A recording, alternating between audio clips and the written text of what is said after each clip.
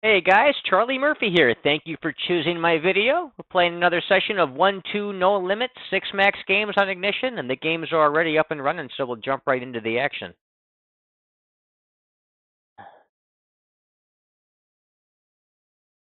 Upper right-hand table, got a cutoff raise, a button re-raise. We'll play cold 4-bet fold of the big blind and ace-9 offsuit is a very clear fold. Probably stack off jacks are better in that spot, and then mix in some suited broadways, ace-queen offsuit type hands to have some pre-flop bluffs in there as well.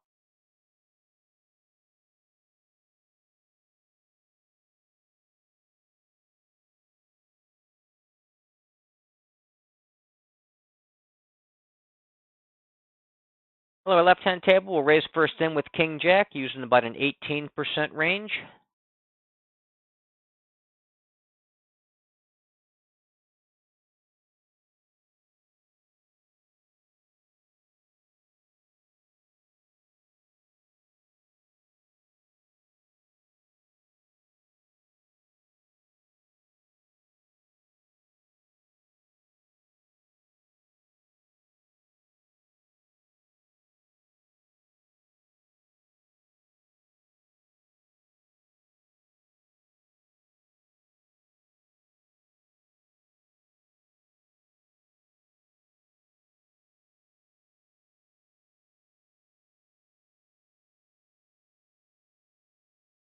Get a 2.5x open from the cutoff on the lower left-hand table. We'll defend the big blind with a call. I don't like to 3-bet these small suited cards too much out of the big blind. I'd rather defend them for a call in most cases.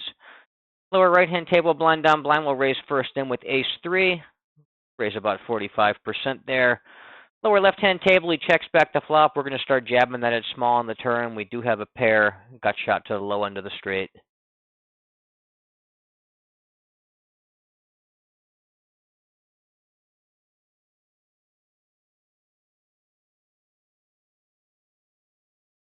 River, we made trips. Going to go ahead and continue betting. Bet for value. Use a smaller 2/3 type size. Overbetting would be reserved for quads and full houses in that spot. Maybe some flushes or straights, but certainly not hands as weak as trips or 2-pair.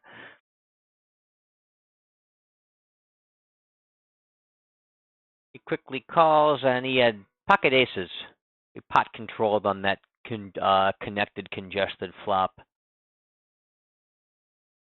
And then went into a call down mode, and I got lucky and hit trips and got to get some value.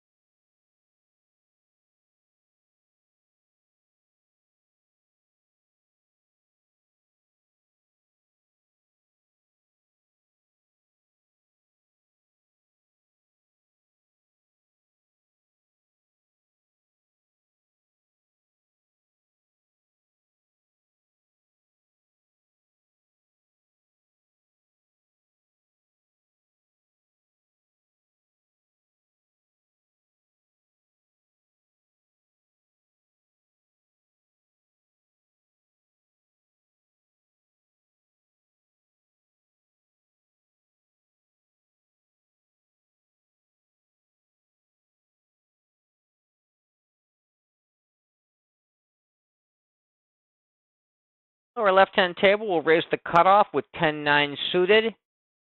Use about a 28% range there.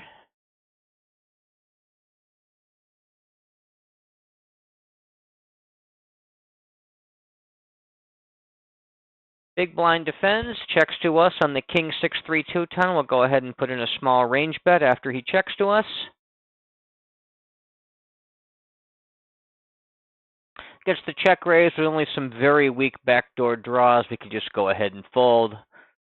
Looking to be float with my pairs, my flush draws, maybe some backdoor flush draws. I guess I could have 4-5 type hands for a straight draw. 9-10, no relevant suits is pretty trivial fold. Cutoff raises first in, lower right-hand table. We'll go ahead and 3-bet from the button with ace-jack offsuit, 3-betting a roughly 13% range in this situation.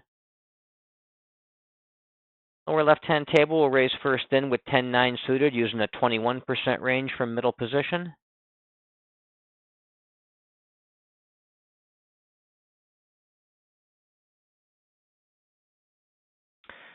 Big blind calls me. We'll go ahead and put in a small range bet on the queen 5-3 rainbow flop. Lower right-hand table, we get the 3-bets defended. We get an ace-6 deuce two-tone flop. We'll go ahead and range bet that one small also.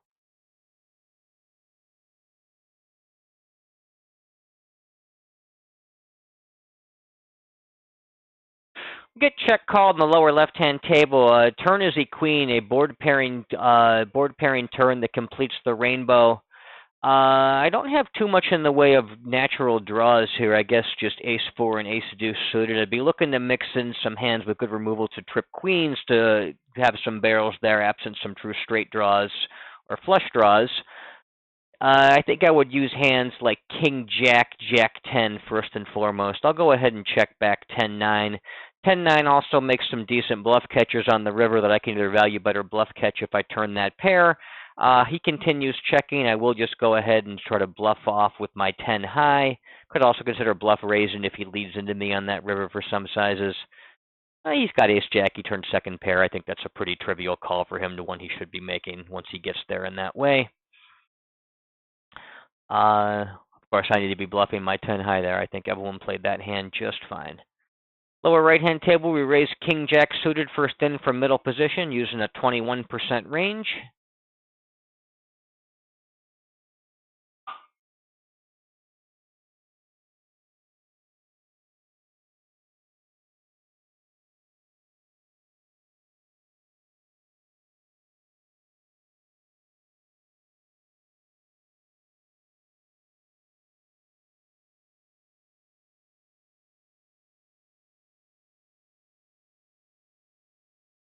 Big blind defends. We get a king 9-5 rainbow flop. We'll go ahead and range bet small.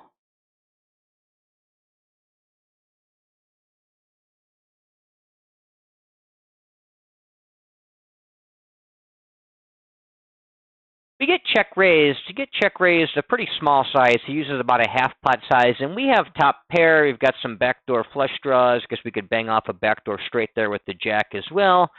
Pretty trivial defense against the check raise here, given that we have top pair and some backdoor type scenarios. Turn where it gets a bit more interesting. If he bombs, I think I can start thinking about folding, as that card is not great for our particular combination. I could have some hands like Jack-10 that turned open-ended draws.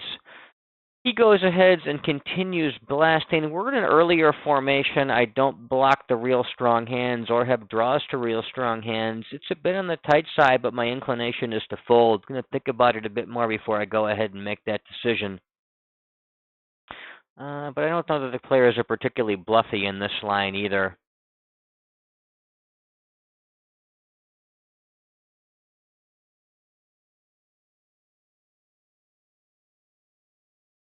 Yeah, and they check raise and barrel off. They're a lot less bluffy than they otherwise would be in the river. I think I'm going to go ahead and actually fold a street early. Given that he can also have hands like 6-7 that got there on that particular turn card, I don't have any removal to them. I'd be continuing with that combination on a lot of turn cards, but given that turn card does coordinate with some pretty reasonable bluffs you can have out of the big blind that now could be nut type hands that I'm drawing dead to, I think that slants me a bit closer into that the fold camp. A total blank or a hand that gives me some extra equity, like a jack, a queen, a 10.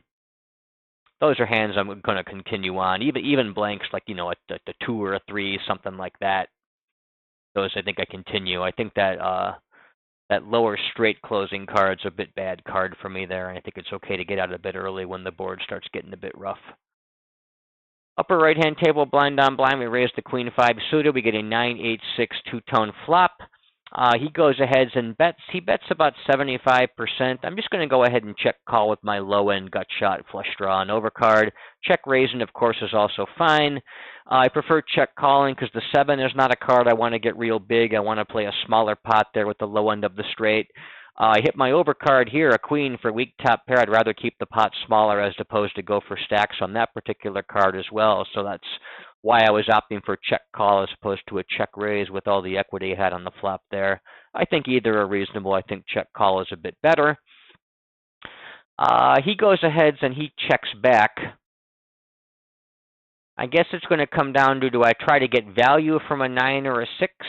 Or do I try to induce the bluff? I think there's probably more value in trying to value bet this guy. So I'm going to go ahead and lead and try to get hero called. He snap calls me, and our hand is good. He probably called me with the bluff catcher. I didn't want him to check back. He had king 9, so he had top pair. So he very likely would have checked that hand back on the river, as the pool doesn't seem to be all that keen in finding their thin value bets like a hand like king 9 on that board. So I think leading was the right play, and it probably got me an extra bet. Upper left-hand table, raise the button with Jack 10, get called by the small blind. I'll go ahead and range bet small on 2, 3, 4, two-tone. Against the check raise, I will just go ahead and fold, though. The small blinds also tend to be a bit tighter and a bit less bluffy overall than the big blinds. So if you're close and that's the distinction you draw, you can be more inclined to fold versus the small blind. That board is probably not really supposed to be a range bet either. I wouldn't think, but I also think the pool lets me get away with it and keeps my strategy simple. So it's fine to do, and I'll keep doing it until they give me a real reason not to.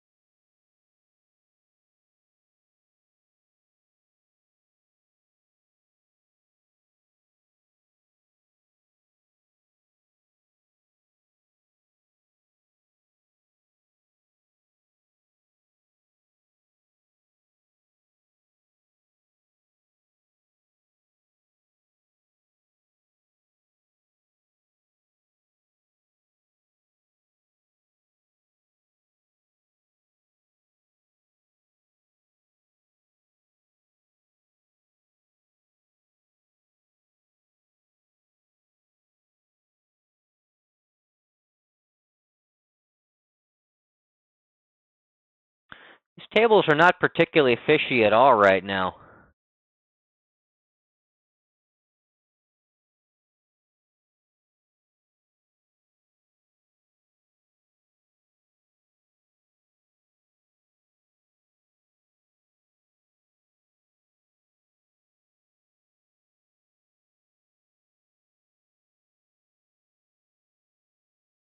Swap this one out next. It's Friday evening. The recreational players should be swimming around the pool here. I just have to go out there and find them.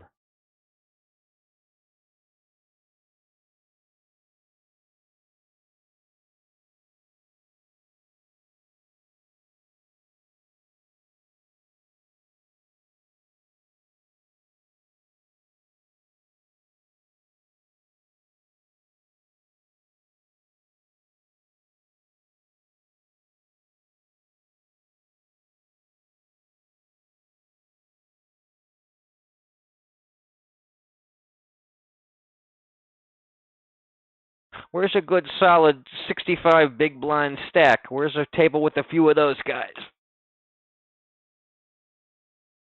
Upper right-hand table, blind on blind, got a 3x open. We have 6-4 offsuit. That hand is a little bit weaker than the hand I typically would defend. It'd probably defend the connectors as opposed to the gappers like 5-4, 6-5, but fold 6-4.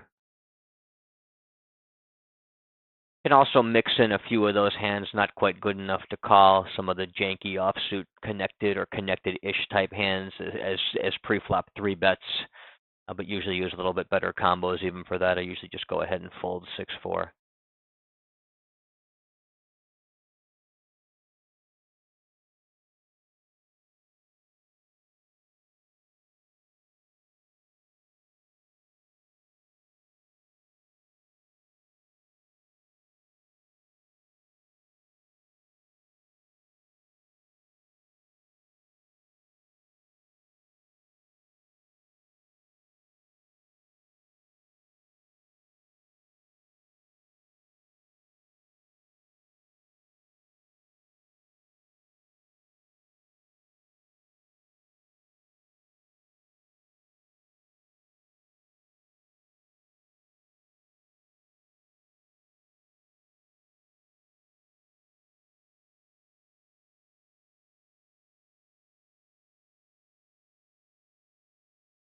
Upper right-hand table, raise ace-queen from the cutoff using a 28-ish% range.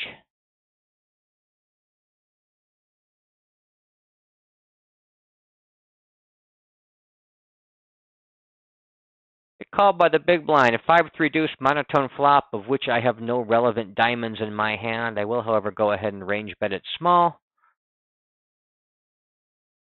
Still pick up a lot of folds on a board like that, even without any good removal in my hand.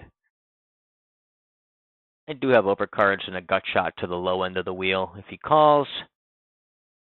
Turn is the 9 of diamonds. I'm just going to go ahead and check this back and either bluff or potentially bluff raise the river.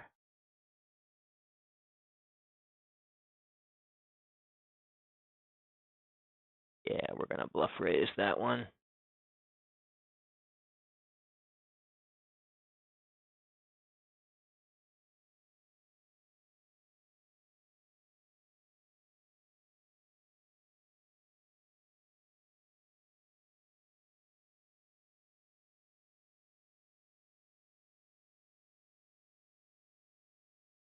Those 4 flush rivers seem to be some of the best spots to bluff raise. And I can have some ace of diamonds in my check back range there. You know, mostly flopped ace high flushes. You know, that then end up turning a 4 flush.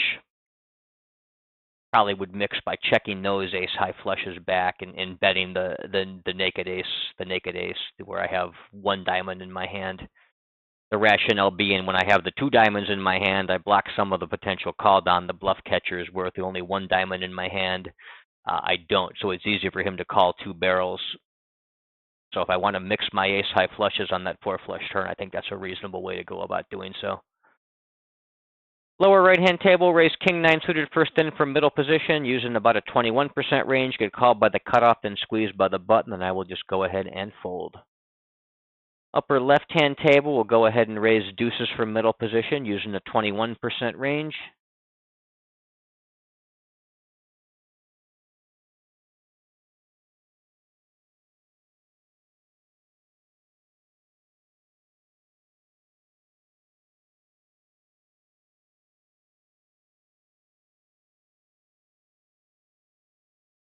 Blind down blind, queen 7 offsuit's a bit outside my standard open range.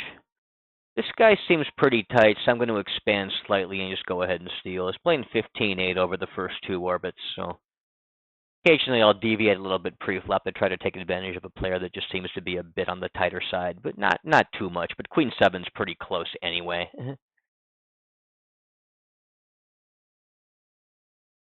Here we get a limper, then an isolation range. I'm going to go ahead and 3-bet here with my aces.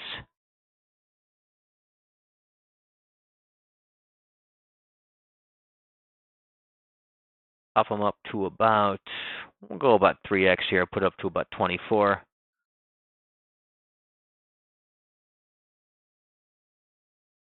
Blind down blind, upper left-hand table will defend the 3x open with 8-4 suited.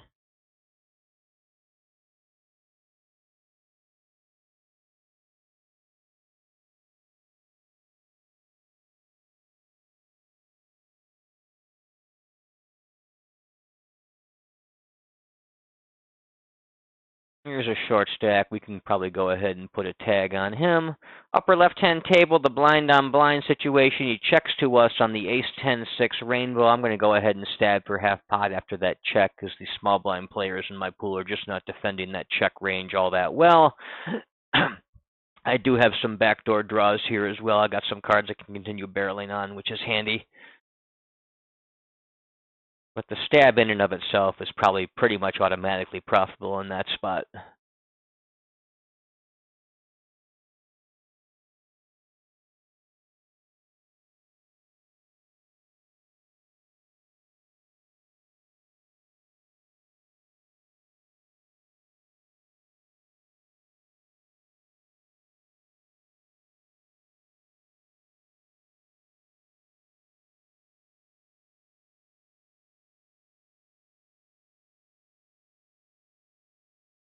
King 4 suited a little too weak to raise from middle position. I'll probably raise about King 6 or better in that formation.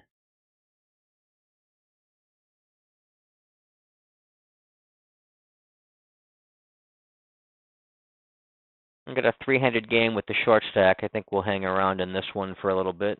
See how this guy plays, see who else fills in.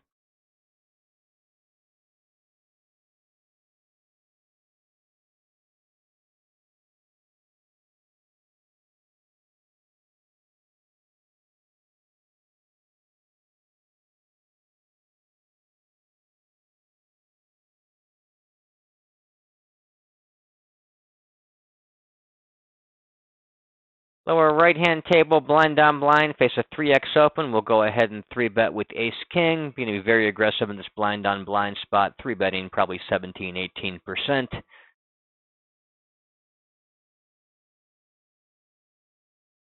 Get called, get a 10-6 deuce two-tone flop.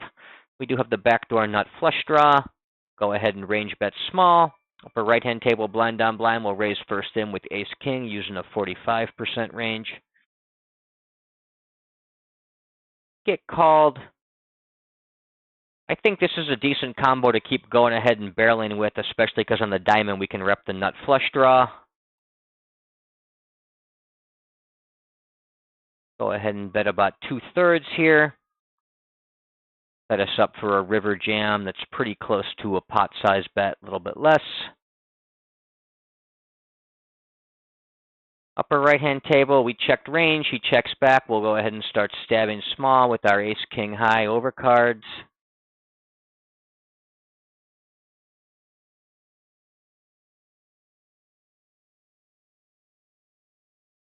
River's a 3. We're going to go ahead and continue barreling off with our ace-king high as a bluff. We get check raised over here in this blind 3-bet battle with ace-king high. We can just go ahead and fold out.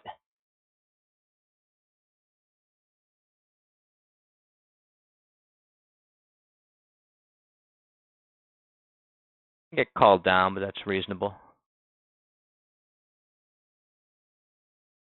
Upper right-hand table, button will raise first in with a 44% range using our pocket 10s.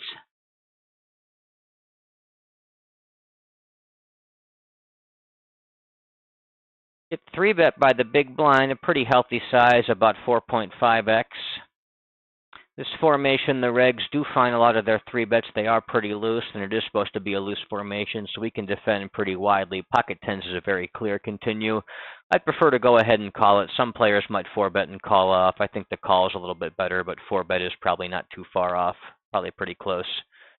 This guy has been aggressive so far. It's his second 3-bet in 5 opportunities. He's probably reasonably aggressive, but we don't know that for sure, so I think I'll just play pretty standard.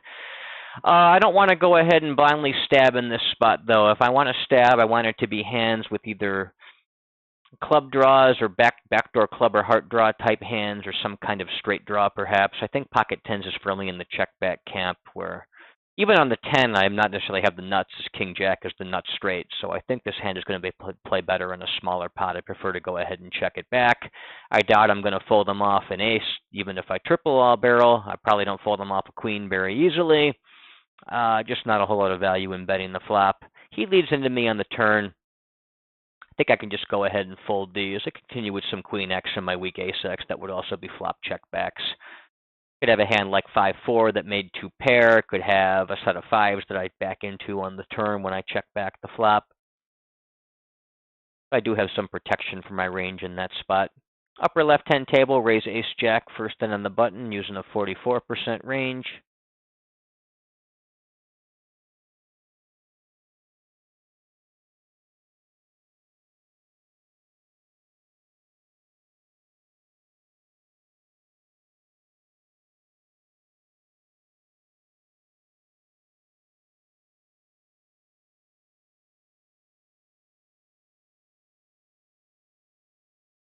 Upper left-hand table, raise the cutoff with pocket threes using a 28% range.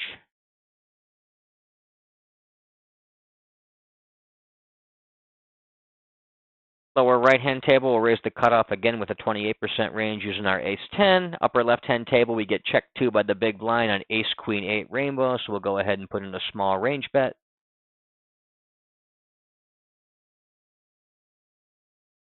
You get 3-bet on the lower right-hand table. We just go ahead and fold the ace-10, especially to an appropriately sized 4.5x 3-bet. Upper left-hand table, you check calls. Turn is a jack. The pocket threes is not the kind of combo to keep bluffing with here. We can turn this into a bluff on the river in some cases, or spike the set of threes and look to get some value.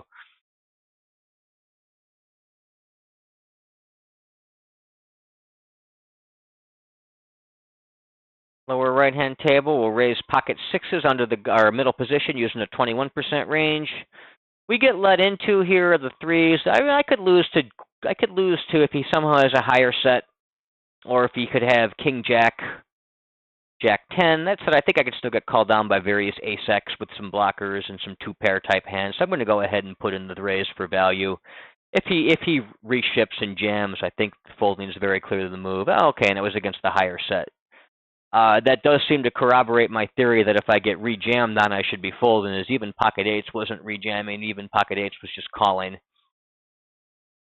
So hitting that 3 on the river probably hurt me a little bit, although I might have bluff raised with it even if I didn't spike, so it probably doesn't make that big a difference. Just unfortunate to hit my card and still not be good, but that's the way it goes sometimes.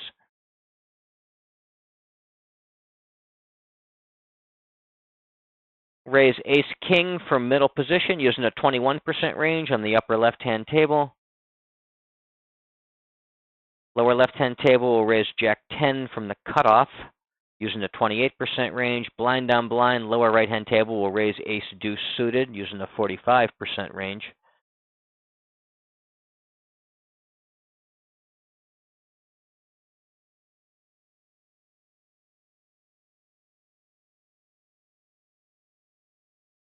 Get 3-bet with the jack-10, almost a 5x size, and we can just go ahead and fold jack-10 offsuit to that 3-bet. Lower right-hand table will raise ace-10 from the cutoff using a 28% range.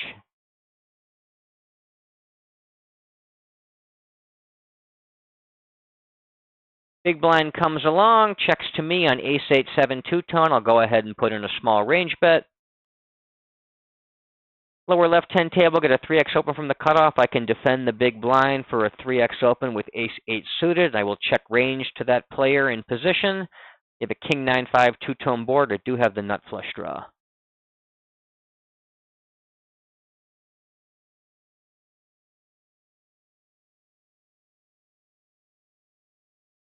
He checks back. Turn is a king. Pairs top pair on the flop. I'm going to go ahead and start jabbing at that board small. Looking to follow through on the river and pretty much any card for value if I hit my spade or even the ace.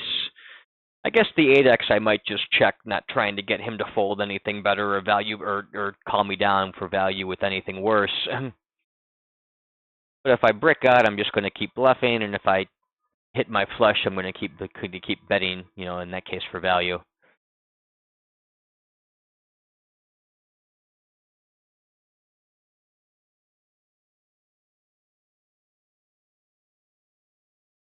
Game quality is really not that good right now. It's very hard to find a recreational player.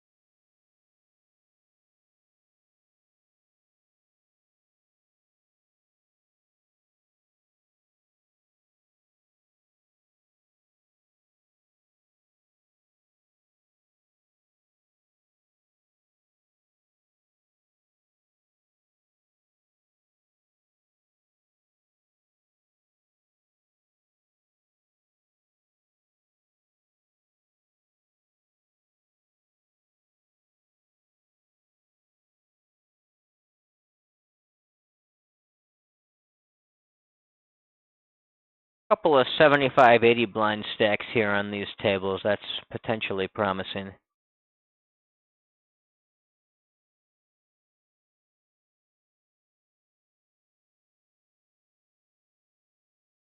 This appears to be a limp pot, so I think we'll stick around there and see what's going on that table too. Lower left-hand table, raise 8-7 suited first in from the cutoff using the 28% range.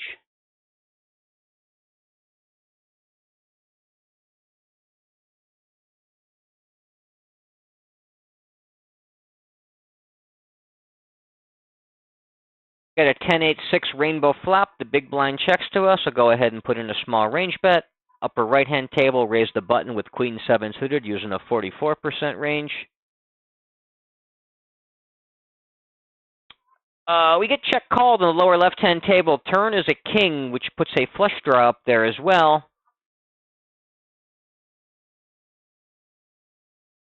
Queen 7 suited probably a little bit too weak to defend the 3-bet with. That's pretty close, though, believe it or not. Probably a little too weak to do it, though. I'm going to go ahead and check back. 8x are the kind of hands we want to check back. Some 7x would be continued to bluff, but I want to do it without some pairs with that showdown value. I'd much rather get that hand closer to the river.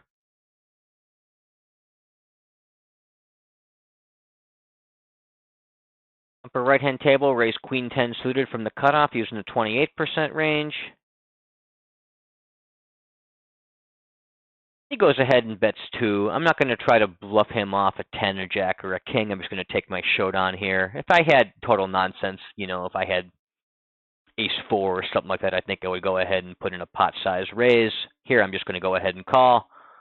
Yeah, I mean, I'm often paying off a 10, but whatever. I don't want to turn showdown value into bluffs. I want to take the showdown with those and bluff the hands that can't call.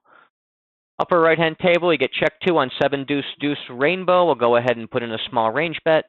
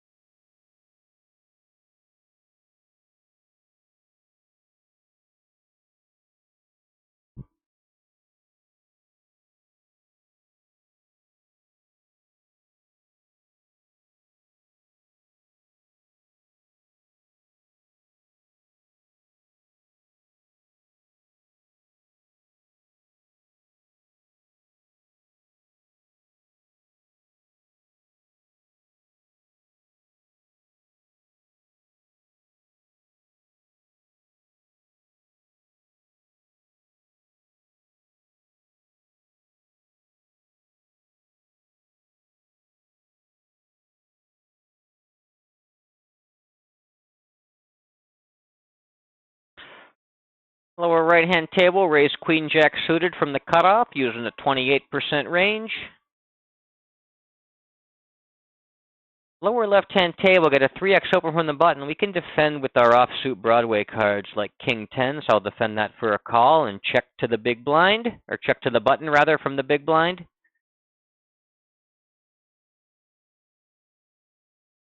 Lower right-hand table, get a 7-3 deuce two-tone flop. We do have 2 overcards and the flush draw. Upper right-hand table, we'll raise blind on blind with 7-6 suited. Lower left-hand table, he checks back the flop. I will start jabbing the turn with my gut shot and my overcard. Over here, we get the overcard. We peel the jack, so we now have top pair to go with the flush draw. I'm going to play overbet or check and put this hand into the overbet line. Upper right-hand table, I'll check range to the big blind in that blind battle. He checks back and raises the turn. We don't have all that strong a draw, so we're just going to go ahead and lay this one down. Big blind checks back in the upper right-hand table. We get a queen of spades, giving us the flush draw to go with our third pair. I'm going to go ahead and jab at that pot small.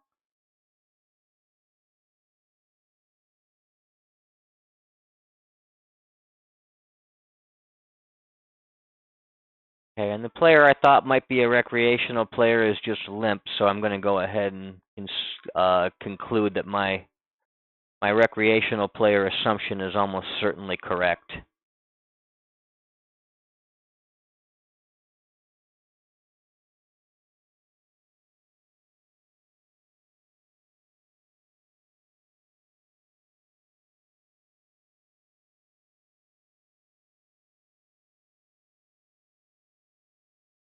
I got a player playing slightly short and also with the limp on his resume over here in the 3 seat, so we'll go ahead and tag him. Upper right-hand table is not where we want to be. No wrecks there, so we'll shuffle that one out. But the other tables all have at least one spot at this point, it appears.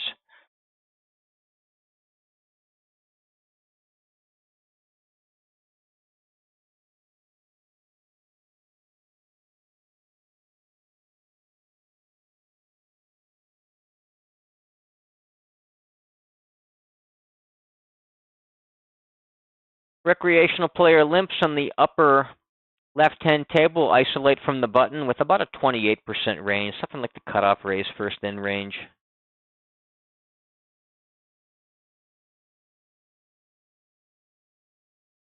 Big blind defends for a call.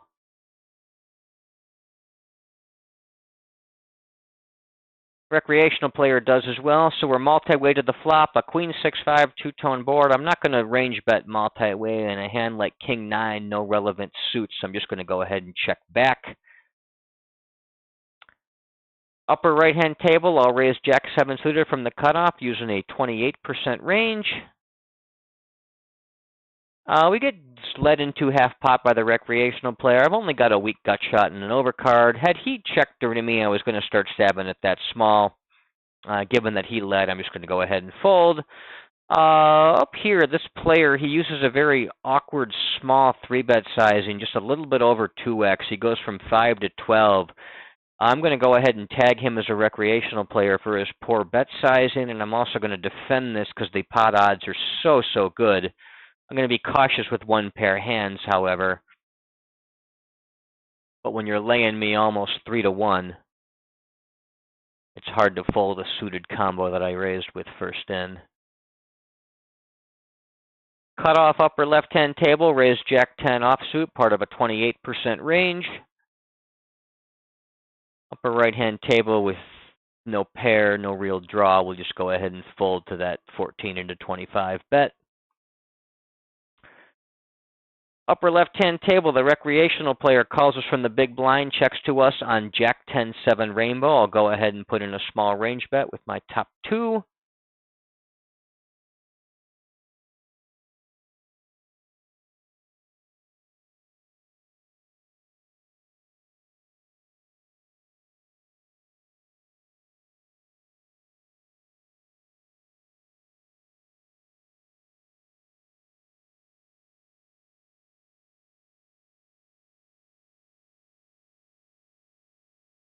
Upper left-hand table, we'll raise middle position with king 10, using a 21% range.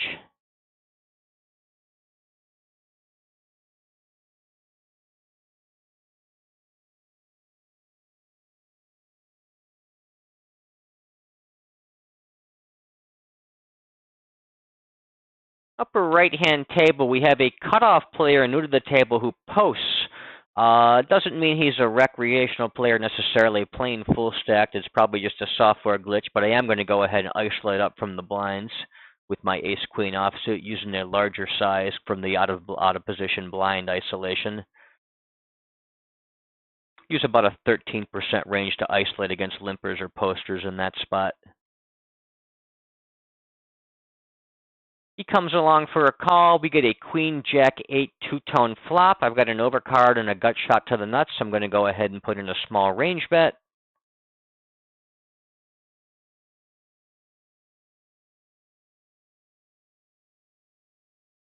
Calls. Turn is the ace of clubs. I don't want to check here on that 3-club board. I want to use the smaller sizing on that flush closing turn also. So I'm going to go ahead and continue value betting for half pot. Calls. River is the 9. I think I want to take a bet fold line here. You know, bet and fold to a raise. Try to get called by a suspicious king, queen, jack 10 type hand.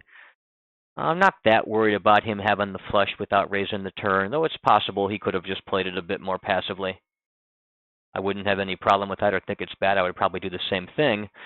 But I want to give myself the ability to continue bluffing and continue value betting. I think I'm going to get much more value for my pair of aces in that spot by betting and getting hero called than I am by checking and try to picking off a bluff. I just don't think they'll bluff enough, but I think they might call me too much with a hand like king, queen. Lower right-hand table, we raise middle position first in with ace-king suited using a 21% range. The big blind defends and checks to us on 5-3 deuce two-tone. I go ahead and put in a small range bet, which he check calls. We get a 10 of diamonds on the turn and offsuit 10. I think my bets here for bluffs are going to be flush draws. I don't have too much 6x. I guess I've got ace-6. I'm going to be value betting, you know, overbet or check. I'm going to overbet my sets. I think I'll overbet all my sets. Maybe not set of 10s. Maybe I would trap with that. I'd overbet my overpairs, my ace-10, my king-10. Maybe overbet bluffs some hands with good removal to the 10x as well, like queen-jack. I think I can check back ace-king to try to show it down, value better bluff the river, or value better bluff catch the river, rather, if I catch something, you know, bluff if I don't. I don't know that there's a ton of merit in getting to try to fold out pairs here. I think I'm going to take my short on with ace-king and try to beat some weaker draws or weaker ace-high. Yeah, I beat ace-jack like that. You get a weird recreational player min raises under the gun, then he very small 4-bets me. I'm getting 4-1, so I can't fold, but I'm going to have to be very cautious if I make a one-pair type hand. But those odds he's given me with the suited Broadway, it's just too good to fold pre-flop. I'm going to go ahead and tag him also as a rec for his weird sizings and buy-in choices. We have second pair and the gut shot and the overcard. I got to go ahead and float that at least once. 3x open from under the gun. On the lower right-hand table, jack 9 suited, we will go ahead and defend for a call.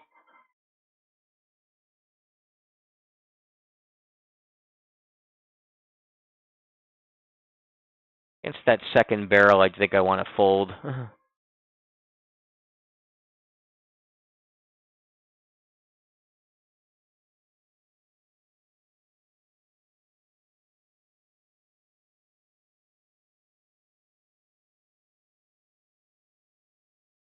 Go ahead and 3-bet 6 or 7% here from the small blind against that under the gun recreational player type open. We get a call. We get a 4-3-2 two-tone flop. I'm going to go ahead and range bet that small. Jam the turn if he calls with my flush draw.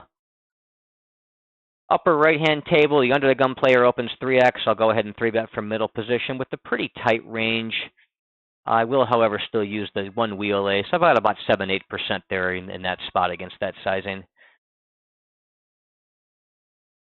Get cold called by the recreational player out of that small blind. I'm going to go ahead and range bet him small on the king 10-3 rainbow flop. Probably be checking the turn almost always if he calls me.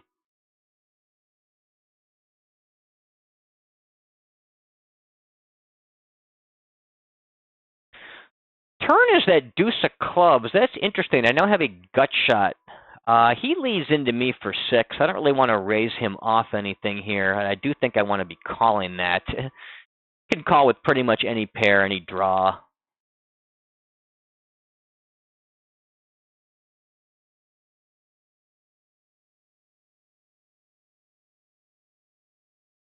Now when he checks, I'm going to have to go ahead and turn this weak ace high into a bluff. Try to get him to fold something weaker than a pair of kings, which he does. He could have all kinds of weird 10x or middling pocket pairs that are scared of me having ace-king or a set of kings.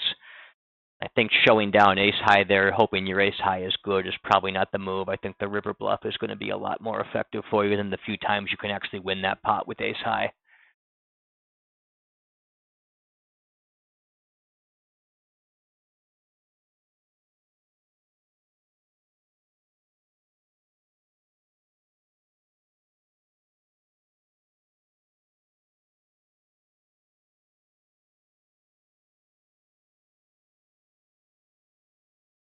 Upper left-hand table, blind on blind against the 3x open. Queen 5 offsuit's a little bit too weak to defend. You know, I'm probably queen 8 or better for a call. Maybe queen 7 could even be a 3-bet bluff. Queen 6, queen 5, hands like that, you should probably just put in the muck. At least against that sizing. Smaller sizings may change it around some.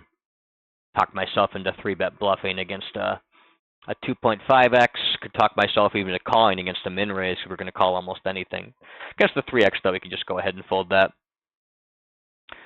Upper left-hand table, button raises 2.5x. I'm going to 3-bet aggressively from the small blind, about 15%, including ace-7 suited and all my suited aces. However, against the 4-bet, we can just go ahead and fold that. Upper right-hand table, suspected recreational type player opens under the gun. The other recreational player calls, and the button. These are min raises. I'm going to go ahead and pop that up. 3-bet 4 or 5% out of the big blind here. Not going to 3-bet a ton because there's not that much dead money out there to win, and we get great pot odds to call. So we defend a ton for a call there, but not 3-bet all that much. But ace-king, we're still going to be 3-betting.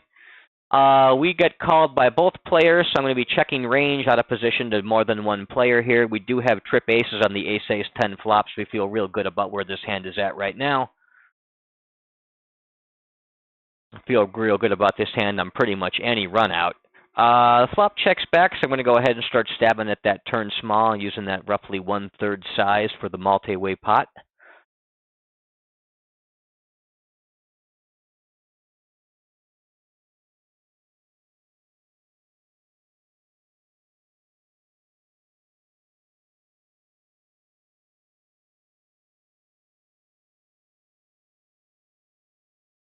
Recreational player calls us.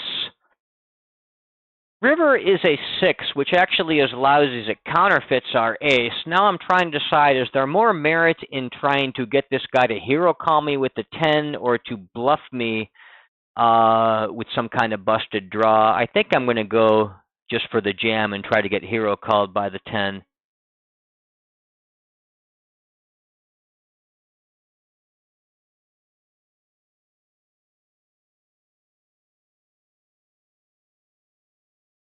Upper left-hand table, we'll raise jacks from middle position using a 21% range. We get 3-bet quickly by the button to a large size, about 3.5x. We're not going to defend a whole lot here against this. Probably only defend for a call with hands like jacks, 10s, and maybe ace-queen and king-queen suited. But we will, of course, defend with the jacks. We'll check range to the in-position player. We don't know anything about his tendencies over a couple of orbits in any meaningful sense. Lower left-hand table, we get an under-the-gun 3x open. A recreational player calls from the cutoff. We'll go ahead and defend also from the big blind and close the action with 6-5 and check range. Lower right-hand table, we'll raise the queens from the cutoff.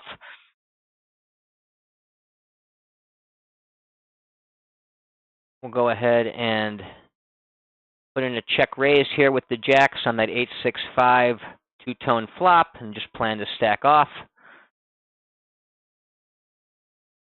And he quickly folds to our check raise. Lower left-hand table, everyone checks through on the flop, so I'm going to start stabbing at that turn. Upper left-hand table, raising the jacks under the gun, using an 18% range. Upper right-hand table, raise 5-4 suited on the button, using a 44% range.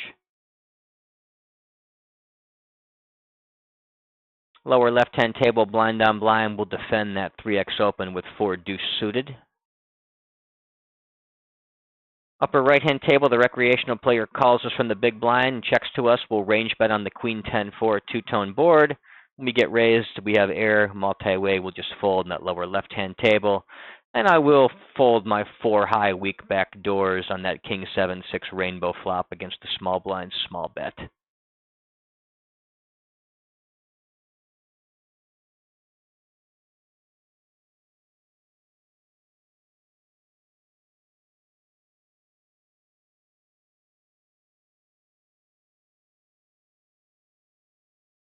We have some true recreational players on 3 of the 4 tables.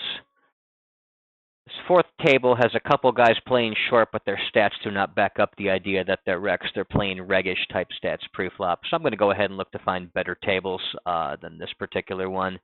10-8 offsuit, kind of on the cusp of a blind down blind open for me. And when we get 3-bet, we're just going to fold our weakest hands like 10-8. So we'll send that one to the muck.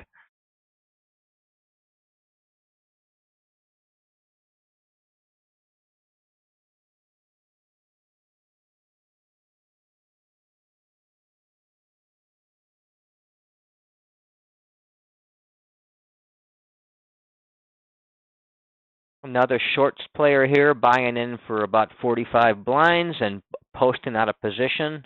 Happy to see the quality of this table maintaining itself and even improving as the session goes on. Upper left-hand table, the rec limps under the gun. I will isolate him aggressively, but not as weak as all my button raised first in hand. So a hand like ace-4, I can just fold with the limper out there when I would have otherwise raised it in an unopened pot. Lower left-hand table, get a rec limps, another rec post. So far, he's been tight. Reg-type player limps behind. I will complete my small blind with queen 9, looking to hit something real strong.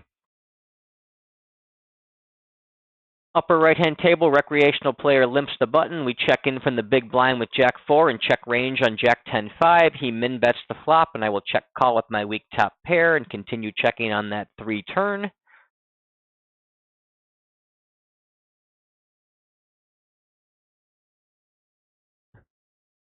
Interesting action. The big blind isolates, and then that poster jams over the top for his 45 blinds. I will get out of the way with my queen 9.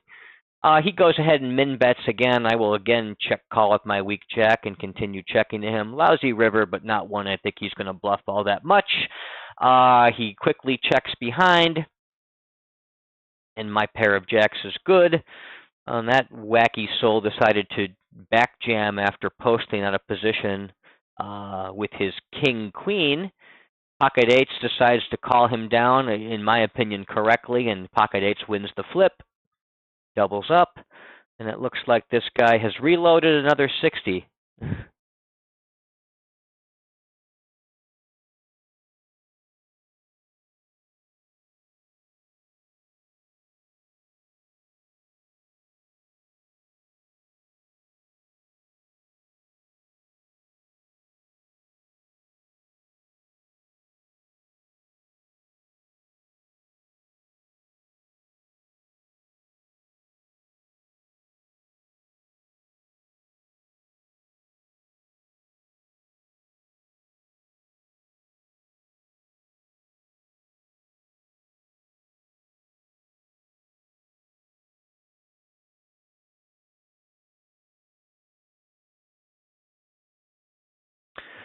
Upper left-hand table, raised king 10 suited from the cutoff using a 28% range.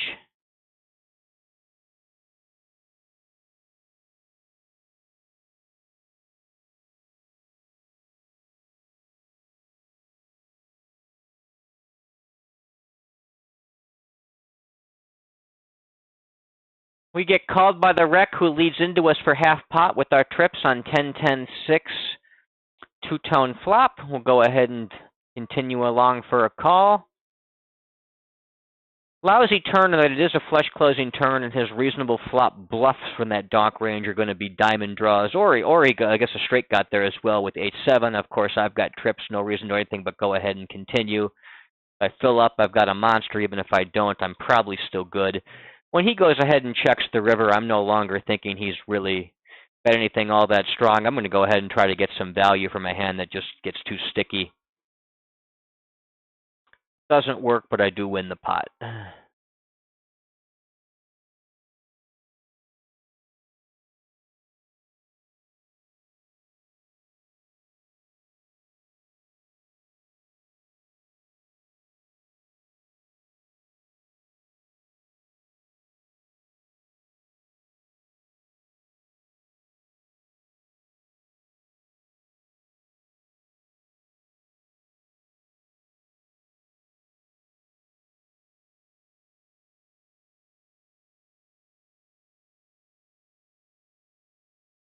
Lower left-hand table, raise the sixes under the gun using a 18% range. Go ahead and put a tag on our new buddy over here. A couple of shorter buy-in players showing up on the upper right-hand table, so things are looking up.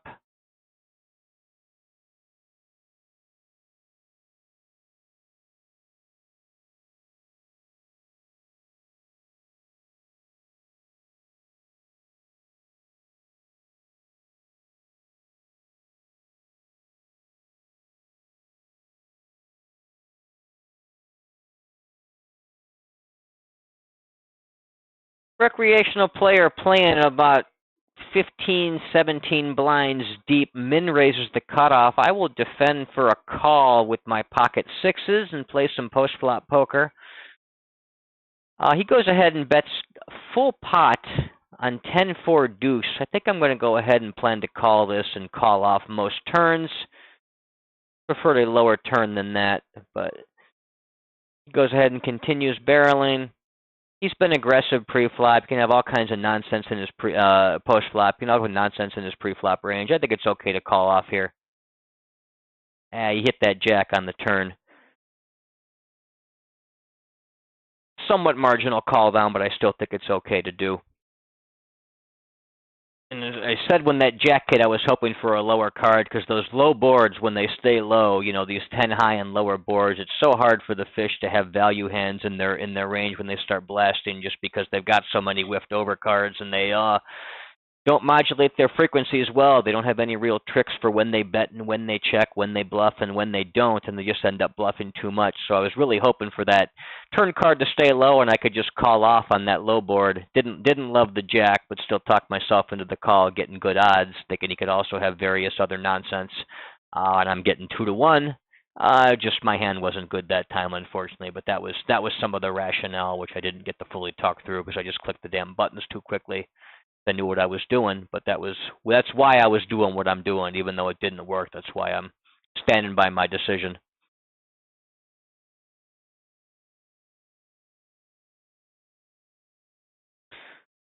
And he leaves with the money and the story about how he doubled up in his great Friday night poker session. Upper left-hand table, 2 recreational players limp. I'll complete the small blind with Queen 9.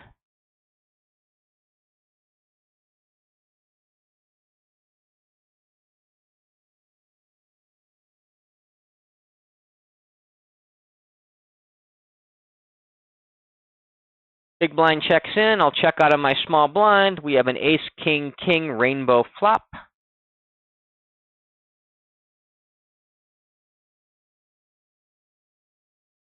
And we'll just fold against the bet here with queen high, no real draws, and that 4-handed pot.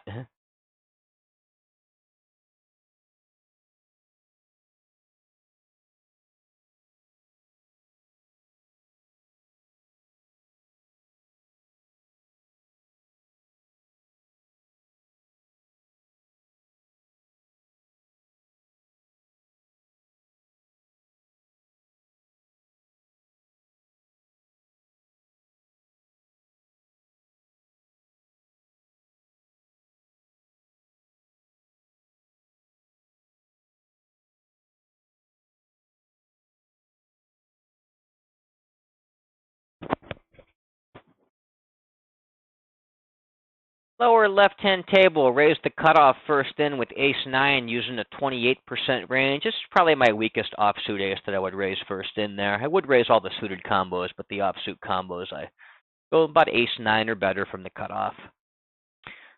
Recreational player calls the small blind, checks to us on ace-6-5 two-tone. I'll go ahead and put in a small range bet. Calls. Turn is the deuce of diamonds, a flush closing turn. On those flush closing turns, I don't want to use the overbet strategy. I like going half pot with a more merge range or check. So I can bet some of these more middling pair of aces to go ahead and check back the river, get some value from pair plus draw type hands. He has a hand like 8s with the diamond, 6-7 with the diamond. He's probably not really going to fold. And I can get some extra value there and also protect my equity if he wants to go ahead and fold his 1 diamond hands when I go ahead and put that smaller bet in. Now if that was a deuce that was not a flush closer, I'd play overbet or check on that turn, and I would check back my mid lane, my middle pair of aces, my ace with the 9 kicker. Upper right-hand table, under the gun recreational player limps. Will isolate him from the cutoff with pocket 10s, using something like my middle position open range, about 21%.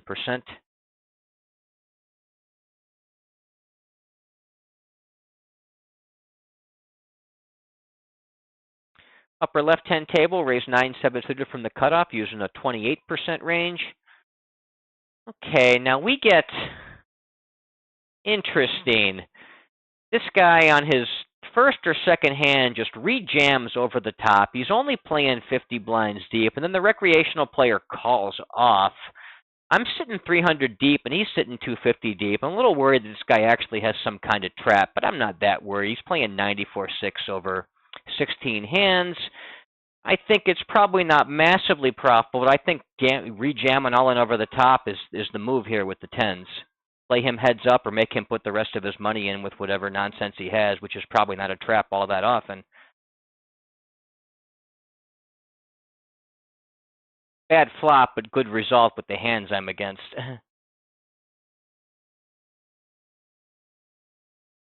Now, the upper left-hand table, we raised first in the cutoff with 9-7 suited.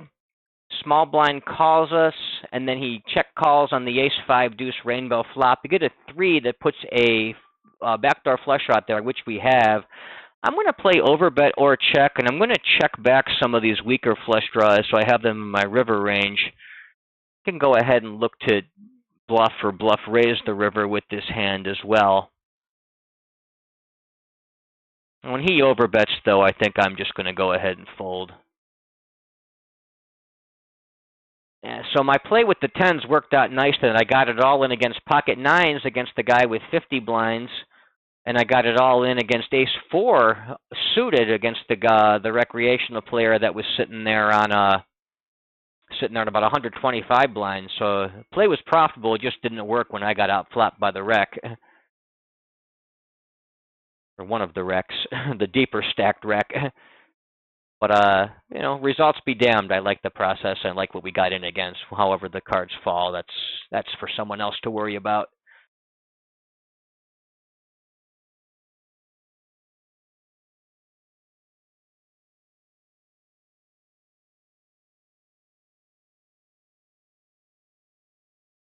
Now, what I don't like is that rec is bounced and the other rec is sitting out. That's the downside of that situation. But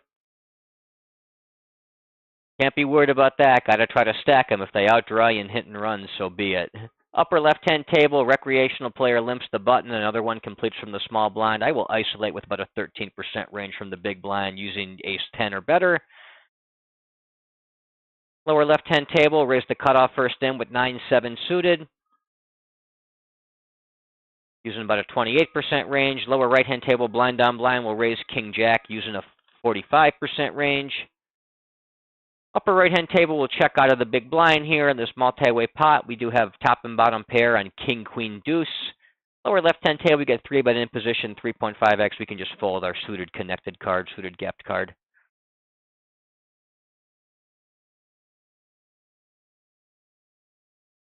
Upper right-hand table, we get a half-pot stab from the in-position player who is a pre-flop limper and is a recreational player. He gets called by the small blind. I'm going to go ahead and raise with my top and bottom pair. Just repot it against these guys. Looking to definitely get all in against the $50 player and looking to get some value from the $500 guy playing on a full stack and a deep stack as well.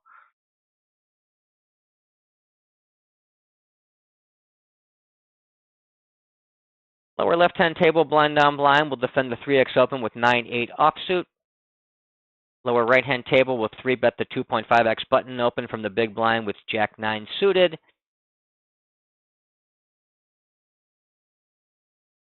Go ahead and bet for pot here. I don't love that 10 as it closes some straights or makes some better 2 pairs, but I still want to be getting some value here if I can.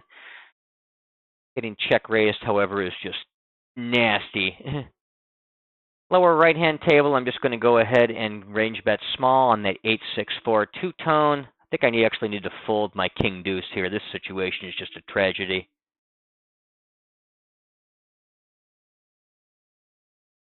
Now, on that 6 turn here, we don't really have any real equity. I'm just going to go ahead and check my jack high. I'll bluff the river if I get that far. He checks back. River is a flush closing card. The king, I could have some king X in my range or some flush draws that I check back. I'm going to go ahead and bluff.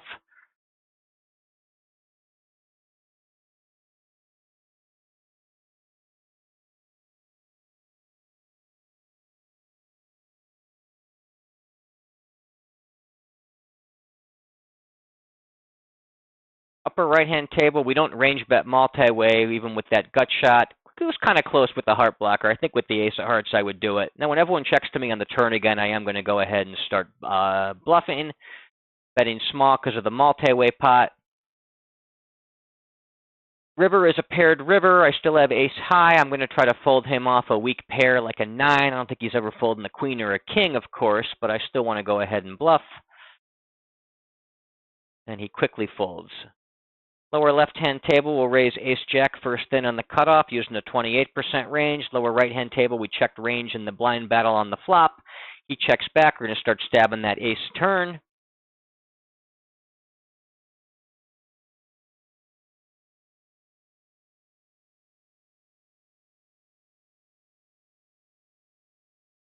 Recreational player calls us in the lower left-hand table. We have top pair, top kicker on the Jack-9-4 two-tone flop. Lower right-hand table, I'm going to go ahead and open Queen-5 suited from the button using a 45% range, 44% range, somewhere in that area. I'm going to go ahead and range bet small the lower left-hand table when I've got top pair, top kicker. Lower right-hand table, the big blind defends and checks to me on ace-4 deuce. I'll go ahead and range bet small. Turn is not the best turn card of the lower left-hand table. The 8 is it does complete some straights. However, against the recreational player, I'm going to keep trying to get some value. I'm going to be playing overbet or check on that card. I'm going to overbet my ace-jack. This is probably, I would probably check back king-jack. I think I would overbet queen-jack because it blocks the straights. I get check called in the lower right-hand table. I do have the gut shot. I don't have the flush draw or a flush draw blocker, which would be nice to have. So I think I'm not going to go ahead and bet this one. I think I would bet if I had the flush draw or the spade blocker at least. I'll check this one back and look to make some noise on the river depending on what his action is. He goes ahead and bets half pot. I can go ahead and get a value or a bluff raise in against that sizing.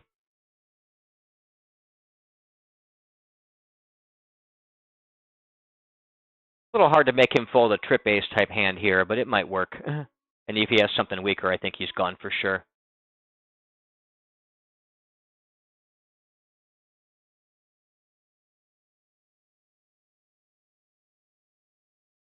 We stabbed the flop. He check called. We turn checks through, and now he min bets the river. I'm just going to go ahead and bluff raise against that small river size as well. I do have a flush blocker for what it's worth.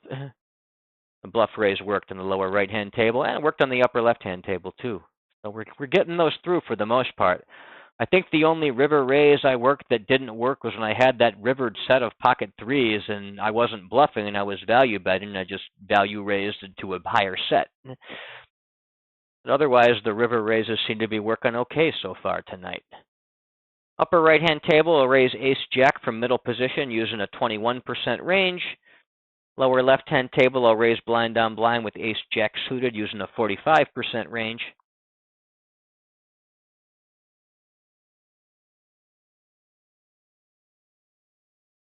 Get called blind on blind, I'll check range on queen-jack 7. Upper right-hand table, we get an ace-9 deuce rainbow flop against the rec player. I'll go ahead and range bet him small. Against that small flop stab in the blind battle, lower left-hand table, I would check call with my ace-jack and continue checking. Upper right-hand table, turn is that deuce. We still got a good pair of aces against a weak player. I think I need to be going for value here and not slowing down. Against the tough player, this is a bit closer. I think against the rec, though, against the check, I'm just going to overbet. He checks back the turn in the blind battle, lower left-hand table. I'm going to keep checking. I'm not going to try to get him to pay me off with a 7. I'm going to get him to try to stab with air. Upper left-hand table, I'll raise ace-deuce suited in the cutoff using a 28% range. Lower right-hand table, I'll raise ace-10 from the cutoff using a 28% range. Queens on the button will raise lower left-hand table using a 44% range. Against this 2/3 lead into me, 3/4 lead into me, I will call with my ace-jack, still thinking my hand is probably good. Small blind calls, lower right-hand table. I will range bet him small on the 9-8-4 two-tone after he is checked to me.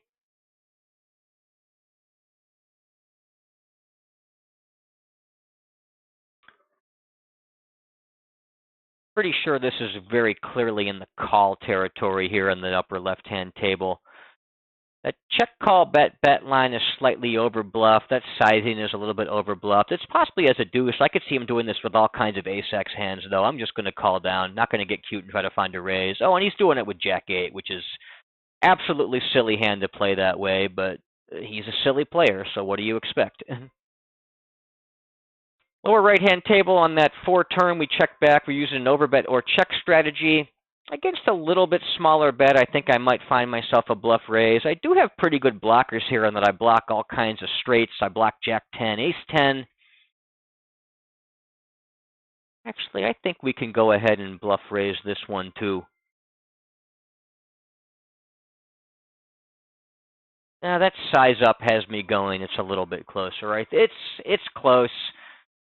I didn't have the club, it gets even better. It's on the cusp. I'm going to let this one go. You could go either way. I don't think it's massively profitable. If the size up wasn't quite as big, I would find that river bluff raise. I almost did it anyway. I feel like I just did it to that guy, though, also, and he may start getting suspicious and sick of my shit and just hero call me down.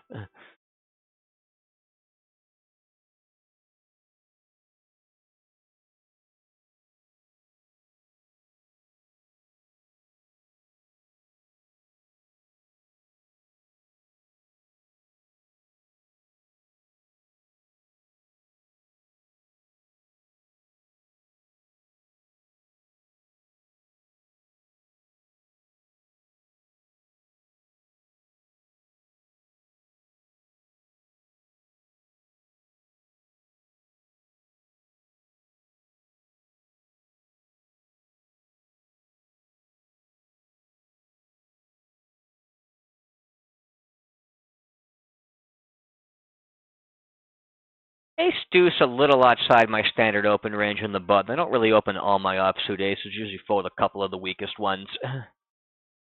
That said, it's close, and opening it would certainly be fine too if that's something that you do.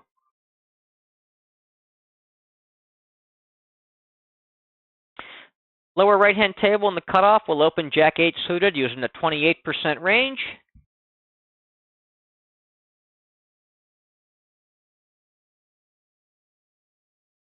Big blind playing on a half stack comes along. We get a Jack-7-5 two-tone flop, and I will go ahead and put in a small range bet. Check calls. Turn is a 9. It gives us a gut shot, but it also is a flush closing turn. On the flush closing turn, I don't play overbet or check. I like to be a lot more merged and use the half pot sizing, and I can go ahead and bet my, more middling top pair here for a half pot size. I've got no problem doing that for a half pot, but for an overbet, I think this would be a lousy hand to overbet. Now, against the small check raise, that's just absolutely murder. When a fish check raises the turn, it is not a good situation. But he check raised me so small that I really can't fold just for 10 into 43 when I've got top pair and that gut shot draw and straight blocker. So I am going to come along at least once. Now I do have that gut shot. Jack-10, 9, 7. I guess I could lose to a higher straight or to a flush, but for that half pot bet, I think I'm just going to have to go ahead and hero call him down. He was against a set of 5s. If he sizes his bets appropriately on the turn, he can win that pot. I'm not sure what he's doing on the river with that half pot bet. I'm not sure if he's just trying to get me to hero call him with a top pair kind of thing or what. Doesn't make a ton of sense, but I think he misplayed that hand. He misplayed that hand by either not check raising the flop or by not sizing his turn check raise more appropriately. Gave me a chance to get there, which I am happy to do if he lets me. And there's the tilt jam of the remaining stack. Love to see that. Hope he picks it up too, as there's a little bit of dead money out there for him to juice a stack back up for us to win it in a couple of hands from now. He got called off by ace-queen. Oh, but ace-4 spikes a 4 on the flop. And then the board runs out a straight. I'm sure he's over there cursing his bad luck right now at the way the cards are going for him at the moment. Would have preferred that he won that, of course. I always like to see the fish suck out and win the money, so the fish have the money to donate as opposed to the reg. And we'll keep an eye on him. And we do have a couple more shorter stacks buying in on either side of us at this table, so the tables are getting juicier as time goes on.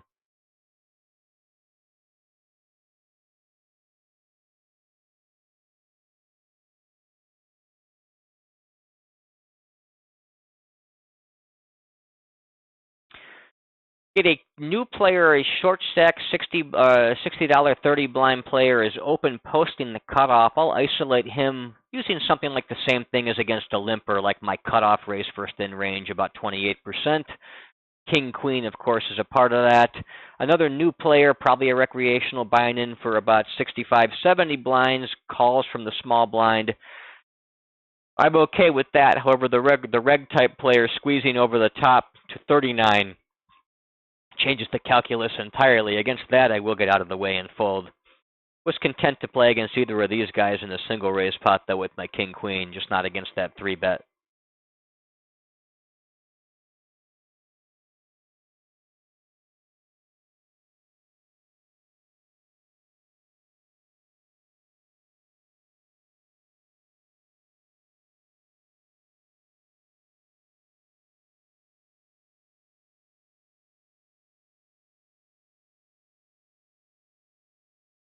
I'm going to go ahead and squeeze with the king queen here against that under the gun open. I've got to size it up because of those couple of cold callers, those fishy cold callers. Against this player, I'm going to be stacking off with queens or better.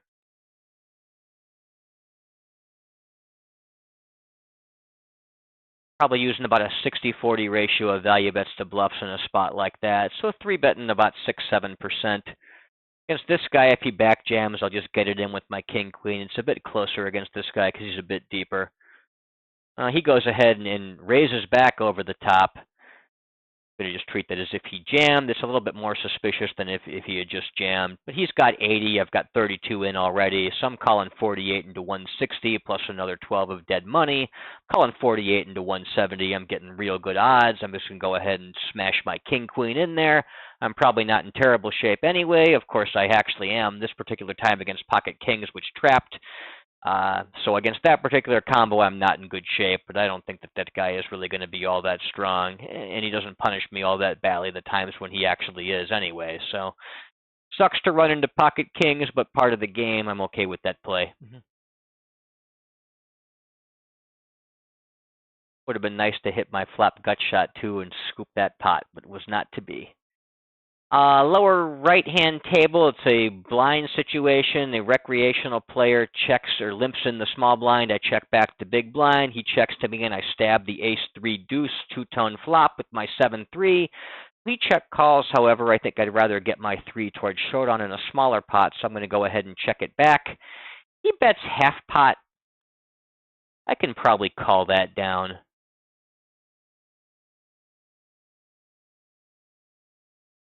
Check call, check bet tends to be a little bit more bluffy. That small size is pretty bluffy. The ace-high flop, not so much, but that half pot bet is just so overbluffed from fish. I'm just going to call it down, even though I'm super weak. Could also consider bluff raising, but that's less effective against fish unless they bet really, really small, like 1/3 or 1/4. You know, and fourth pair is not usually a bluff catcher. That's usually too weak to bluff catch, but a limp to blind battle against a fish betting half pot, definition of bluff catcher gets a little bit broader in a situation like that, so I think it's okay to call. I also don't hate a bluff raise. I think folding's probably given up too easy, though.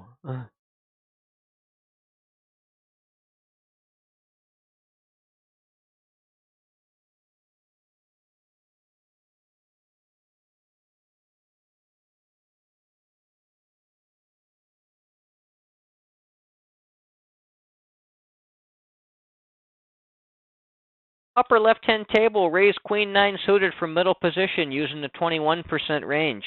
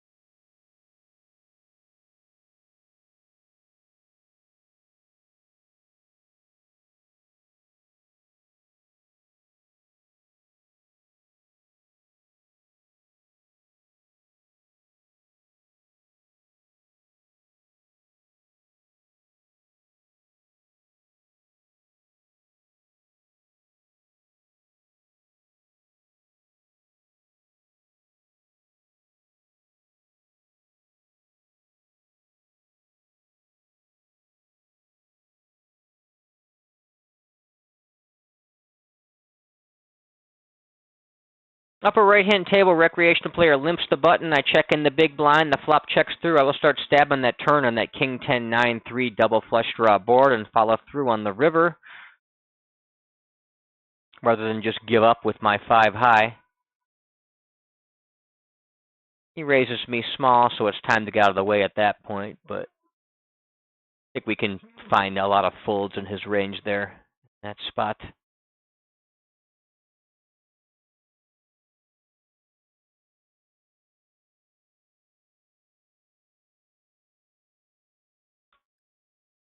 This new table is prominent. Oh, I was going to say I would stick around and play heads up with the half stack until the table fills in, but he was not interested and he left, so back to the drawing board for a 4th table.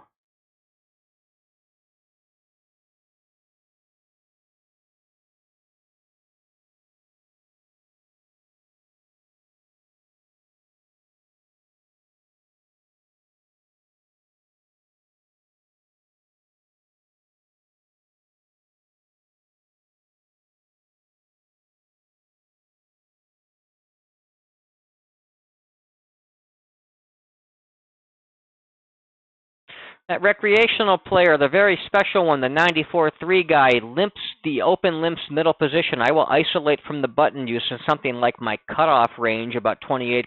I have 9-7 suited in this particular case, which should be a fun hand to play against a guy like this. Lower right-hand table, blind battle. He limps in, checks to me. I will stab on king jack 3.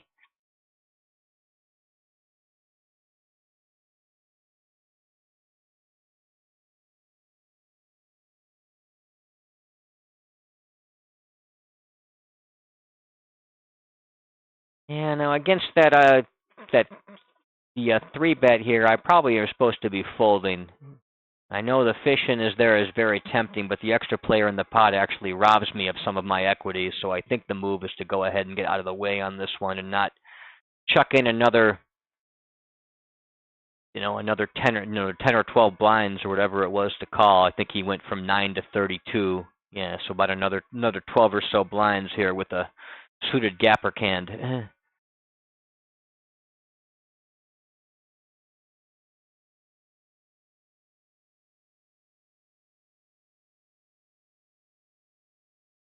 Wow.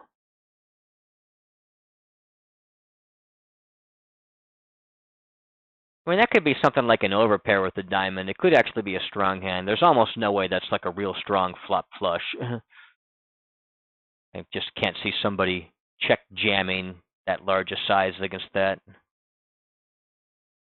especially against a very obvious recreational player, which I'm sure he's picked up on.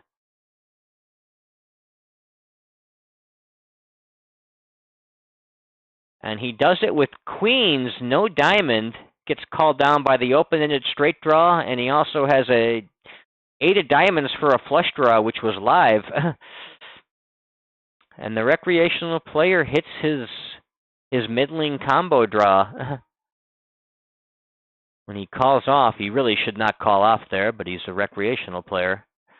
We're going to isolate him again, this time from the cutoff with something like our middle position raise first in range using king 7 suited, about a 21% range in total. It's the kind of guy you want to be in pots with. Going to give you a chance to win a big one if you make a hand.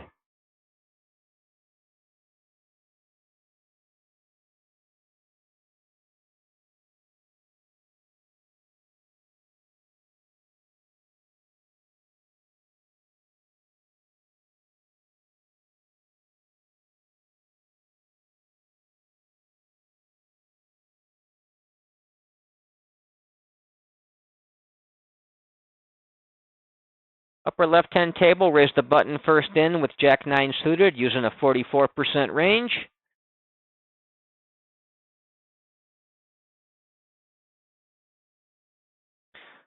Small blind 3-bets us to a 4x sizing from 5 to 20. That's a very aggressive formation. Regs often find their 3-bets. We can defend here pretty broadly, including a hand like Jack 9 suited. So we will come along for a call.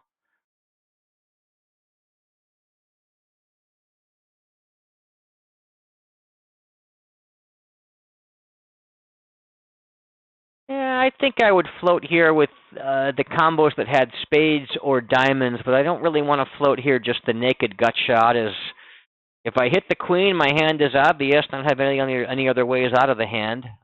So I think I'll go ahead and fold this one. There may be a bit on the tight side, but I think I would prefer to have at least a backdoor flush draw to go with it. Upper right-hand table, that rec limp calls, and then he check folds to us on the 4-3 deuce rainbow flop after we put in the small range bet. Under the gun opens 3x. We'll go ahead and 3-bet from middle position with King Jack suited. Going to use about a 7 or 8% range there, including most of our suited broadways. Upper left-hand table, we'll raise the cutoff first in with King 10 suited, using a 28% range. We get 4-bet big here after that recreational player comes along. We just need to get out of the way. He's not doing that with too many weak hands with this guy involved in the pot. I just don't know that that guy finds a way to fold any kind of stupid bullshit. He already cold called the 3-bet.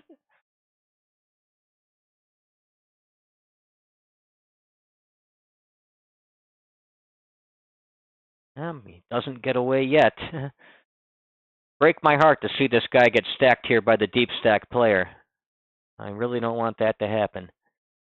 We want to get a nice piece of that money that he's sitting on. He just keeps outdrawing people to hit.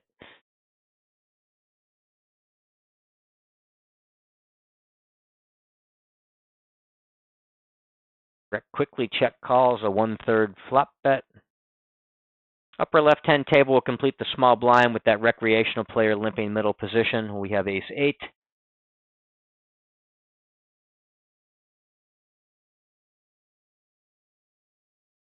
And the rec leads for 50 into 300 on that 7 turn. Very dangerous situation.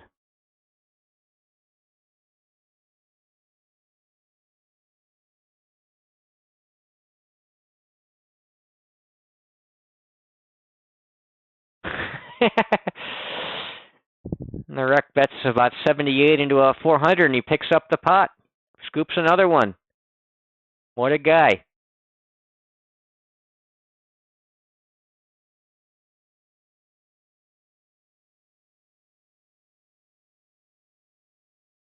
Against that half pot bet, I think I can go ahead and look this up. I don't really block too much in the way of draws, except for the ace-high flush draw. I don't block the other straight draws or lower flush draws.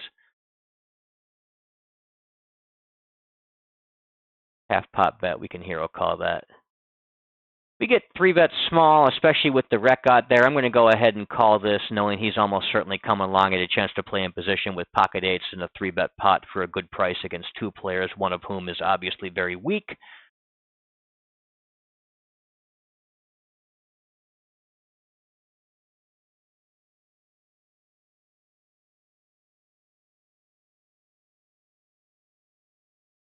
I will check back. Decent turn on that. None of the Broadway cards have come in yet. I think I'm going to put in a small bet here on the turn if it checks to me a second time.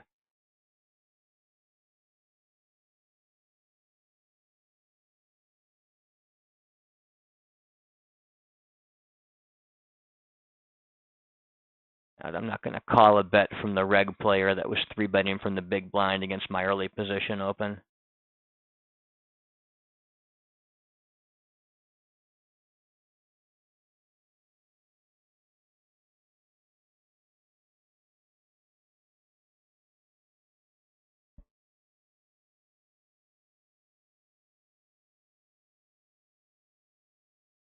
Rec limp, small blind completes.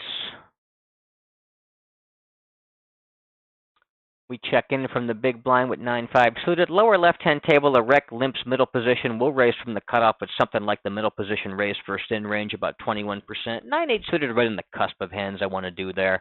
You could fold it because the guy is a bit short. I don't have a problem with that, but I think it's also okay to isolate. Hard to be too bad to isolate weak limping players with a reasonable range. The Rex min stabs, the small blind calls, we'll call with bottom pair and the gut shot.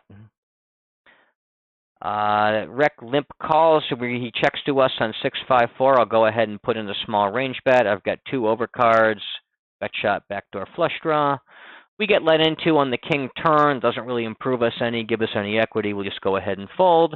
I will go ahead and check back here on the jack with my gut shot. Would rather keep betting if I had diamonds or diamond blockers. Look to possibly bluff that river, though, depending on how the action goes. If it checks, I'll certainly bluff. If he bets, I may bluff raise. We'll see.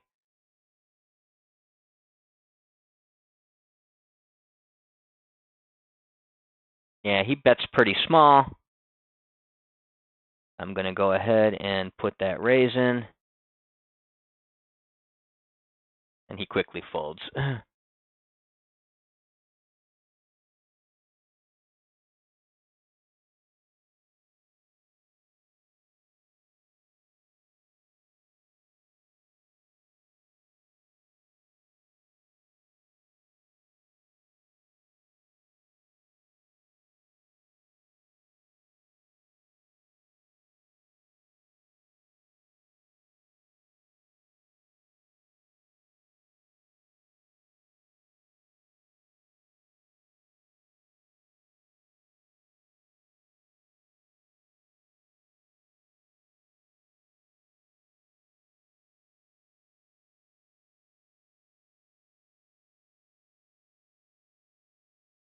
Couple of wrecks on this table down here on the lower left-hand side, and at least a couple of guys playing shorter suspected wrecks on the new table on the lower right-hand side. So the games are staying pretty good. Oh, a new short stack jumping in the upper right-hand table as well.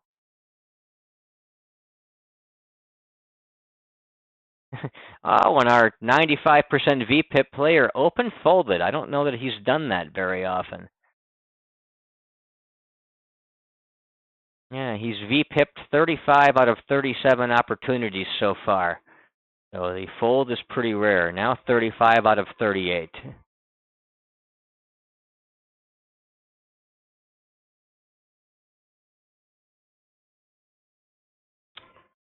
Middle position opens for 3x with the rec and the big blind. Had he folded to me, queen 9 offsuit in the cutoff is not a standard open.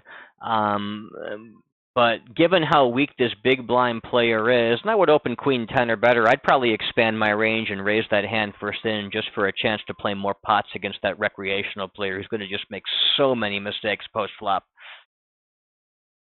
with such a weak range. He also doesn't seem to 3-bet, having not 3-bet once in 26 opportunities. Ace-deuce suited from middle position will raise first in using the 21% range.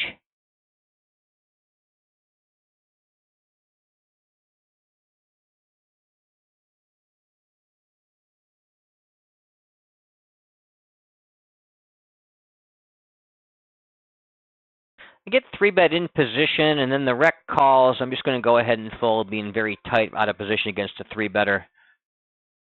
It is tempting to get into the pot with that guy, but I don't want to sacrifice solid fundamentals too much to do that. I'll get a poster who checks. I will complete the small blind with 5-4 on this lower right-hand table.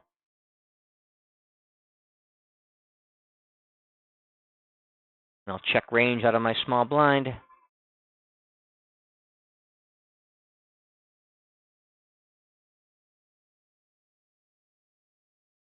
Checks around on the ace-ace-4 two-tone flop. Turn is a queen of diamonds, putting the second flush draw up there. I will go ahead and stab small. Recreational player limps the button. Small blind completes. I will go ahead and isolate up from the small blind with my ace-queen. Lower right-hand table, I got called on the turn. I'm just going to go ahead and continue barreling, turn my 4x into a bluff on the river. The rec limps, then calls my large isolation raise. I will range bet him small on 10-7-5 two-tone. I do have the nut flush draw, or backdoor nut flush draw. Go ahead and check, however, on that 10. And on the 4 of hearts river, I'm going to continue checking, try to show this down as cheap as possible. Recreational player limps the middle position on the lower right-hand table. I isolate him with ace-jack. We get a very small bet on a paired low run-out board. He could be doing this for some thin value with 7x, 5x, but you can have enough air to justify a call down here, which is what I'm going to do. He's got trip 10s. Didn't get nearly enough value from it, but he did get a small bet out of him. Good for him. Lower right-hand table, we get a top pair with ace-jack on ace-9-5 two-tone. I will go ahead and range bet that small. We get check raised with our ace-king after range betting by the big blind. Seems like an aggressive regular type. A little close. I think I'm going to go ahead and fold it. If it was a little bit smaller size, I would come along.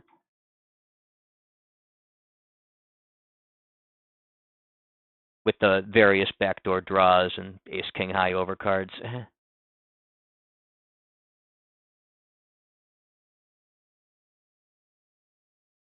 The rec min raises me. I'm going to actually go ahead and call it just a gut shot for the chance to get a big check raise in if I hit. Get a recreational player limps the button, the upper left-hand table. I will isolate him with king 10 suited from the big blind. We do hit the gut shot on a flush closing river. The rec, our friend the rec, he bets almost pot. I am going to go ahead and put in a pot-sized check raise for value here with my straight. If he rejams or anything crazy, I can go ahead and fold, thinking maybe hit a flush or he's got a higher straight or something like that. But I just don't think he gets away from too many decent hands. He does, however, fold that time. A bit surprising, but we checked the flop multi-way with players in position to us here with that king 10.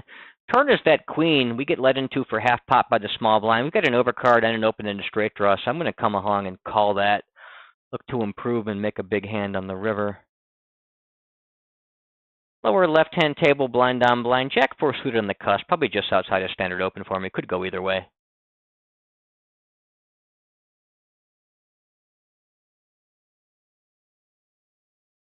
Get called by the in-position player as well. We brick out with that 4 on the river.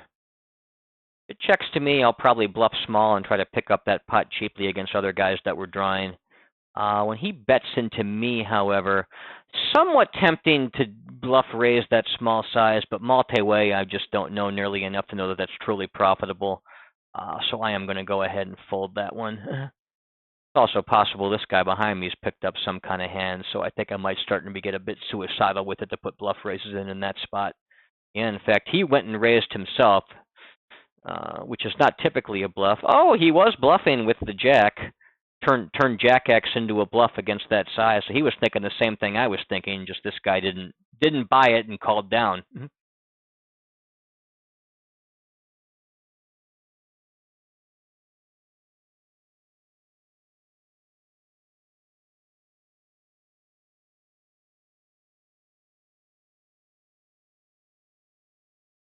Get a recreational player limps in the upper left-hand table. I will go ahead and isolate him up from the button with something like my cutoff range, including 6-5 suited.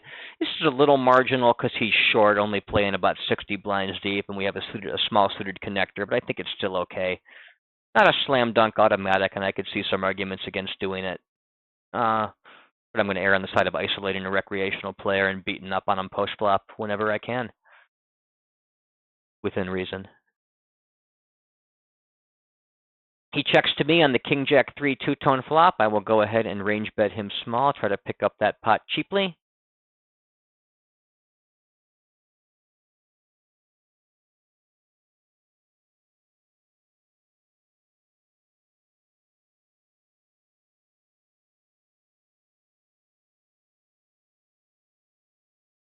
He called. The turn is a 9. He leads into me small, but I have no equity to speak of whatsoever, so I'm just going to get out of the way on that particular hand.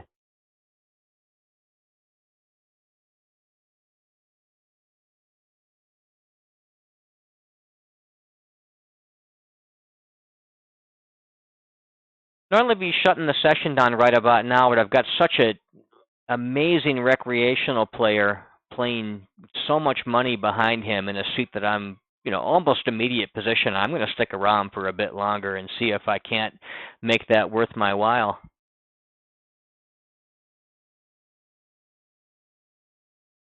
And my HUD is broken on this fourth table for some reason, so I'm going to go ahead and ship this one out. It's not necessarily all that great a table. One guy that might be a wreck.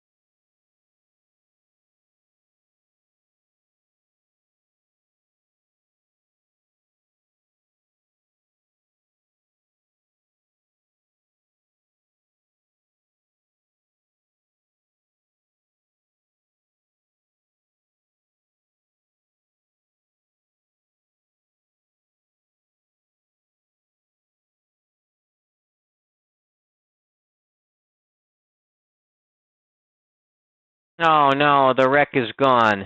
I'm going to shut my session down. I will, however, defend that cutoff 3x open with my 6-4 suited from the big blind.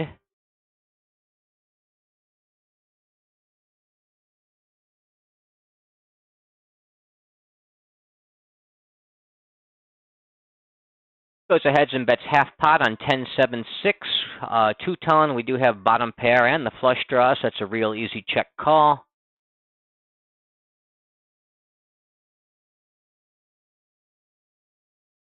He checks back the turn. River is the king. I'm just going to value bet and try to get called down by a king, a queen, a 10, some sort of pair that just doesn't believe me.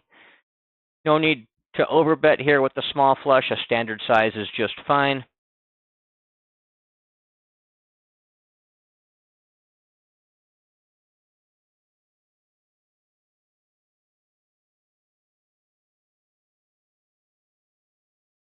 Such a shame to let him get away like that, but that's the way it goes. Although to be fair, I did get him all in well ahead and just didn't hold up. But that's how we built this stack, and we were hoping we stuck around long enough we'd get a piece of it back. Upper right-hand table, button opens 3x from the small blind. I go ahead and 3-bet with my ace-king offsuit, using about a 14 or 15% range there. We get 4 bets, and it's just a very easy jam all in over the top with ace-king, kings, and probably queens in this spot, and maybe even ace-5 suited as a bluff. I would trap with aces.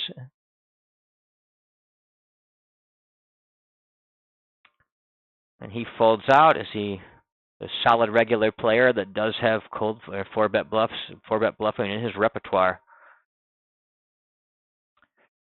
Lower left-hand table, we isolated the cutoff limper from the button with pocket 8, small blind and the limper come along, and on a king, queen, deuce, two-tone flop, I will not be range betting, and pocket 8s will play much better as a check back than a bet.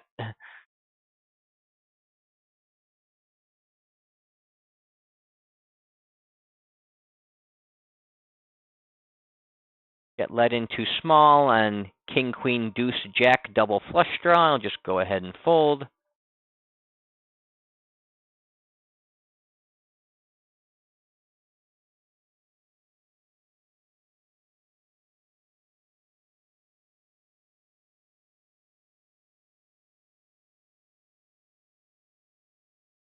Recreational player limps, I'll isolate from the cutoff with something like a middle position, raise first in range, about 21%, using ace-3 suited in this particular hand.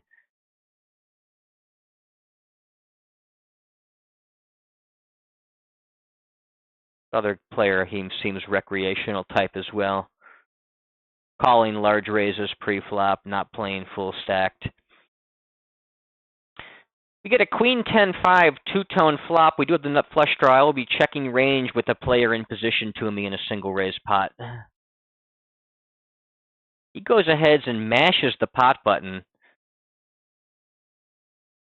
Not going to fold for that, but I don't think I want to check raise it either. I think I just want to check call and play the turn.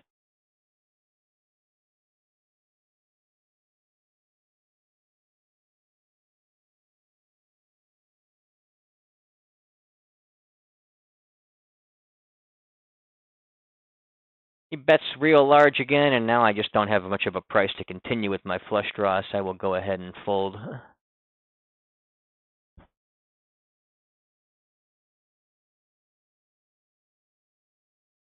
Odd sizings, and something to remember when the recreational players are sizing up and mashing near pot or pot. Not always, of course, but more frequently it does signify strength. Which is why I had no interest in check raising with my flush draw in that spot on the flop. Against a smaller bet, there's more merit to it. Upper right-hand table, raise king, queen offsuit under the gun using an 18% range.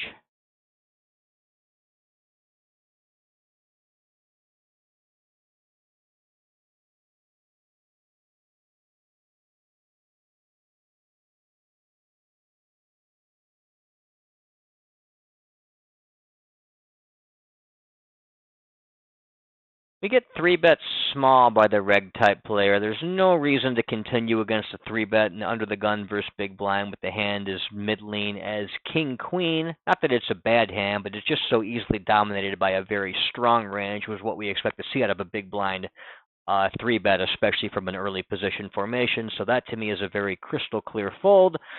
And we will shut the session down at that point. I hope you had fun watching the video. I sure had fun making it. Until next time, this is Charlie Murphy signing off.